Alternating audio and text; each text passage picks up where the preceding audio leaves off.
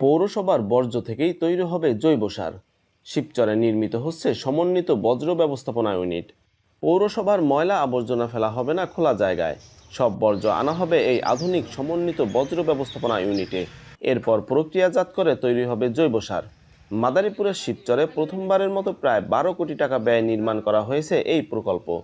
এটি চালু হলে পরিচ্ছন্ন হবে পৌর শহর, কম দামে সার পাবেন কৃষকরা, তৈরি হবে নতুন কর্মসংস্থানও। শিবচর পৌরসভার চশমাইল এলাকায় 2.68 একর জমিতে 2023 সালে শুরু হয় সমন্বিত বর্জ্য ব্যবস্থাপনা ইউনিটের নির্মাণ কাজ। প্রায় 12 কোটি টাকা ব্যয়ে প্রকল্পটি বাস্তবায়ন করেছে ঠিকাদারি প্রতিষ্ঠান টার্ন। ইতিমধ্যে নির্মাণ কাজ প্রায় শেষ, এখন শুধু উদ্বোধনের অপেক্ষা। এই প্ল্যান্টে পৌরসভার বিভিন্ন এলাকার ময়লা আবর্জনা এনে প্রক্রিয়াজাত করা হবে, সেখান থেকেই তৈরি হবে জৈব সার। এদিকে প্রকল্পটি চালু হলে পরিচ্ছন্ন হবে পৌর শহর, পাশাপাশি সৃষ্টি হবে নতুন কর্মসংস্থানের সুযোগ। স্থানীয়রা বলছেন, এই প্রকল্পের মাধ্যমে কৃষকরা উপকৃত হবেন, যুবকদের কর্মসংস্থানের সুযোগ সৃষ্টি হবে। এছাড়া জৈব সার কৃষি জমির উর্বরতা বাড়াতে সহায়ক হবে। এখানে একটা জৈব সারের কারখানা হয়েছে, এটা আমাদের কৃষকের জন্য অনেক ভালো। আমাদের এলাকার যে যুব সমাজ আছে এরা এখানে কাজ কাম করতে পারবে। জৈব সারে অনেক ভালো, কৃষকের জন্য অনেক উপকার।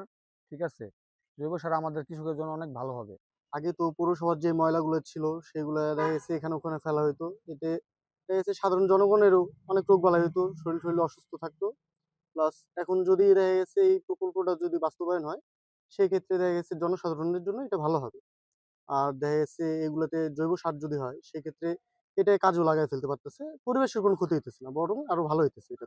এই প্রকল্পের মাধ্যমে পৌরসভার আবর্জনা থেকে রোগ ব্যাধি ছাড়ানোর ঝুঁকি কমবে এবং বর্জ্য মানুষের উপকারে কাজে লাগানো সম্ভব হবে। শিবচরের বজ্র নিষ্কাশন ইউনিটের কাজ শেষ পর্যায়ে। চলতি বছরে এর কার্যক্রম শুরু হবে বলে জানিয়েছেন জনস্বাস্থ্য প্রকৌশল অধিদপ্তর। আধুনিক ও পরিচ্ছন্ন শিবচর গড়তে এটি গুরুত্বপূর্ণ ভূমিকা পালন করবে, এমনটাই বলছেন সংশ্লিষ্টরা।